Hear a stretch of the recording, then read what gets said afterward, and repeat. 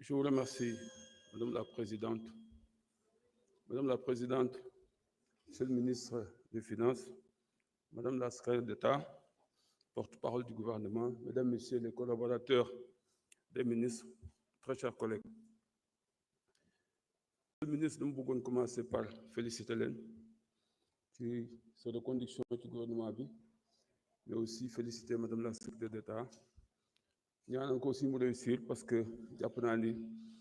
c'est pour l'intérêt du Sénégal lañ leen nommé yaakaar bi ñu am si yéen yàlla bu mu yàqee ko. Monsieur le ministre, yow wax naa la ko je pense fii nii sama première prise de parole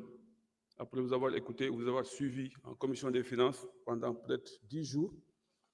ma noté ci yow ay qualités yoo xamante ni jàpp naa ni raar na ci doomu aadama mooy sincérité bi mu ngi fi te waxoon naa leen ne xam nga li nga bugg xam nga fi nga jëm bi ma koy wax léegi ma doon na 15 mois et je pense que tey jii confirmé nga ni xam nga fi nga jëm li nga bugg xam nga ko te am nga humilité am nga sincérité parce que à chaque fois qu'il s'agit de dire la vérité wax nga ñu ko lu mu métti métti wax nga ñu ko te am nga beneen aussi boo am bu qualité bu am solo mooy honnêteté intellectuelle c'est-à-dire que soo gisee nit bu wax lu baax nga reconnaître ko loolu dafa am solo c'est très important pour un intellectuel parce que y a pas d'intellectuel qui n'est pas honnête tout intellectuel qui n'est pas honnête n'est pas un intellectuel et jàpp naa ni yow am nga loolu maa ngi lay ciy féliciter di la encourager di la ñaanal nga réussir parce que jàpp naa ni soo réussir mbir yi réussir mais contexte bi ñu nekk monsieur le ministre dafa difficile démb je me suis abstenu sur toutes les lois parce que indi nañu procédure d'urgence loi bu mel ni code des investissements doo am temps lire ko parce que dama nekkoon ci ay dëcc j'en profite pour jaale waa Mbour parce que le président de la collectivité Ndeng dafa décédé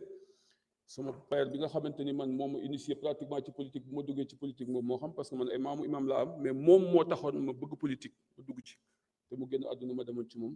donc fa laa nekkoon ak sama beneen nièce ak sama beneen xarit ñoom ñëpp ñu décédé ci semaine yi donc on n'a pas eu le temps de travailler carrément sur le dossier et pour man yu mel nii waruñu ko def en procédure d'urgence parce que code des investissements quand même c'est important war nañ ko mën jël temps lire ko def ay benchmarking xool expliquer pour mën ñëw apporter un débat boo xamante ni ku ko dégg na ni ça c'est digne du Sénégal et je pense que peut-être loolu moo tax je me suis abstenu mais après vous avoir relu j'ai relu votre discours votre allocution les mots sont forts vous nous avez invités à un pacte vous nous avez invités à un engagement citoyen patriotique mots yooyu c'est très fort et pour cela je voterai cette loi sur le code des investissements mais j'attire votre attention sur le fait que attirer des investissements amoon nañ code 2004 bi ça a très bien marché nit ñi bëri félicité mais ba léegi li ñu waroon am ci investissement direct étranger amuñu ko mais c'est parce que un environnement ne se limite pas seulement à des textes mais ça se limite à une atmosphère à une dynamique boo xam dañ koy créer et il y a un penseur c'est le père de la constitution argentine on l'appelle Juan Bautista Alberdi il se pose une question et je pense l'avoir dit quelque part ailleurs. ¿Qué exige la riqueza de parte de la ley para producirse y crearse? Mu tontu boppam mu ni lo que Diógenes exigía de Alejandro que no le haga sombra mu ni lan mooy richesse lan la exiger ci loi ak texte pour produire wala créer wu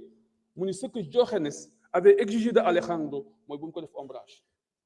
richesse kenn du ko def ombrage du ci wax du ci loi parce que da nga koy bàyyi mu créé wu olof sax nee na xaalis bëggul coow su amee coow rek day daw. Et je pense qu'on a besoin de créer de la richesse dans ce pays-là. Et les derniers événements ne garantissent pas, quel que soit par ailleurs le code qu'on a, une attractivité de notre pays. Se lever un beau jour, dire que j'arrête tous les chantiers. Tu ne garantis pas ce que vous avez écrit dans votre texte, la sécurité juridique, la stabilité juridique. Lolo, amul. Parce que dans les lois, les textes pour arrêter le chantier, am sama terrain am sama autorisation de construire am sama xaalis tabax nga xëy su ma ne ma arrêté ko au nom de quoi mooy arrêté loolu suñ ko gisee ci réew ku gis réew moom doo ñëw da nga naan doo dem te pourtant ba léegi quel est le résultat aujourd'hui le BTP est là mort aujourd'hui on a des problèmes au plan financier les taxes n'ont pas suivi et voilà donc pour man on a besoin davantage d'assainir la situation et aujourd'hui le débat sur politico-judiciaire bi ñu am fii si homme d'affaires yi nekk en prison yooyu mais loolu mën nañu ko régler sans pour autant coow yu bari on peut régler ça pour autant que mu am coow et puis quelqu'un qui cautionne je donne un exemple de Tahirou Sarr il cautionne na 11 milliards xaw ma quelque chose comme ça mais bu cautionné war nañu ko bàyyi mu libbi suñ ko bàyyi mu libbi nañ jël caution ñu delloowaat ko mais téye caution ba pare téye ko prison man góobu loolu man Tafsir et loolu arrangé wul parce que kooku aussi bu amee ay connexion partout ak ay hommes d'affaires dañ naan leen écoutez c'est pas sûr hein dans ce pays là parce que man gëm naa nga cautionné ñu bàyyi la nga ñibbi mais cautionné ñu delloo la sa caution d'accord naa mais bàyyi la ci prison bi ok mais téye sa caution téye la ci prison bi jàpp naa ni loolu andiwul sécurité juridique alors par conséquent jàpp naa ni war nañ mën a gën a def attention ci wax ji ak ci jëf ji pour que la richesse soit créée et j'ai un problème sur l'article 1 parce que quand on dit que le code favorise le développement économique et social, c'est pour favoriser le développement économique et social, on ne peut pas d'accord.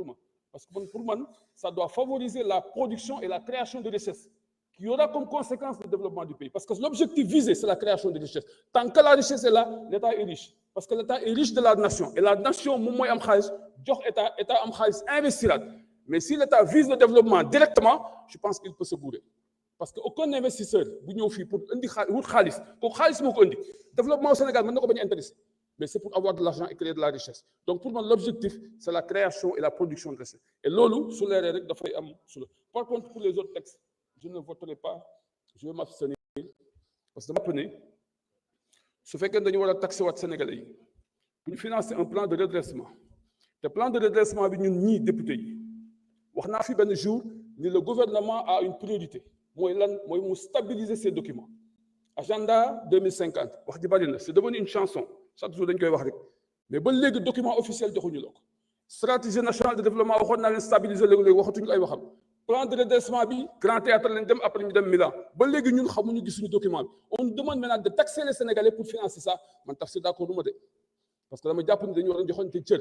nous sommes une assemblée nationale dañu war a respecter respect bi mooy dañuy jox documents yi ñu xam ni ci nekk xam fi ñu jëm xam objectif yi et man dama jàpp ni du plan de redressement économique et social mais plan de redressement des finances publiques et loolu jàpp naa d'accord na qui est dans la consolidation budgétaire d'accord na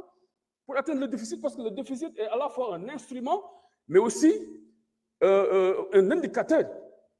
positionné wu ngeen ci côté indicateur mais c'est un instrument pour relancer une économie on l'a creusé en 2024 ça n'a pas donné les résultats au plan économique mais aujourd'hui on a fait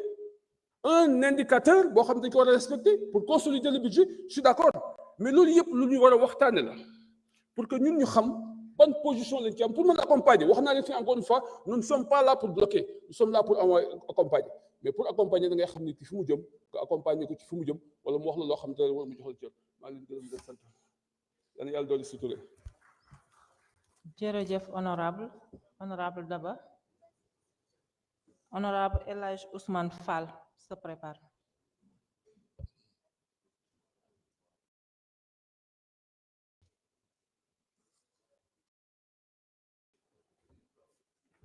Merci beaucoup madame la présidente